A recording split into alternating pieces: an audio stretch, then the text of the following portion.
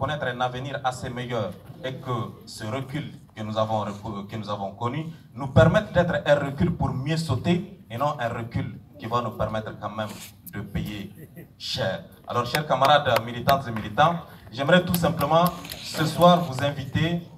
à participer à cette activité de la manière la plus active et savoir qu'en tant que comité exécutif de l'ONU, nous gardons le même élan et la même démarche quant à la défense des intérêts matériels et moraux des militants. Nous savons une chose, quelle que soit la personne qui se trouvera à la tête de l'État, quelles que soient les institutions, il y a un principe de droit qui est reconnu par le monde entier et qu'on appelle le principe de continuité. Donc, que ce soit un diable ou un être humain qui sera à la tête de notre État, nous, en tant que comité exécutif, notre devoir premier, c'est celui de défendre les intérêts matériels et moraux de nos militants. À l'heure actuelle, la situation d'urgence a fait en sorte que les bourses sont quelque part suspendues. La question des activités des vacances trouvera un traitement peut-être pas celui commode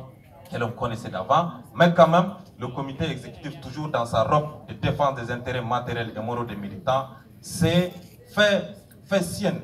le point inscrit dans notre hymne. J'ai eu à entendre quelque part qu'on dit on doit défendre notre patrie au prix de notre sang. Alors nous, au prix de ce sang, au prix de ce patriotisme, nous nous forçons dans toutes les circonstances de créer les conditions de faire en sorte que les militantes et militants que nous dirigeons puissent se retrouver dans la défense de leurs intérêts matériels et moraux. Et pour ce sens, il faudrait que l'ensemble des étudiants inscrits à l'université de Niamey puissent garder le moral en acier parce qu'il s'agit d'un combat que nous devrons faire pour notre État. Il s'agit d'un pas que nous devrons faire connaître à notre État et chacun de nous doit être appelé à défendre non seulement la défense des droits humains, la défense des libertés, la défense des droits pour que notre État puisse connaître un élan meilleur qui puisse permettre à cette jeunesse que nous sommes d'avoir une garantie quant à notre avenir, quant à notre employabilité dans les différentes institutions de notre État. Donc, chers camarades militantes et militants,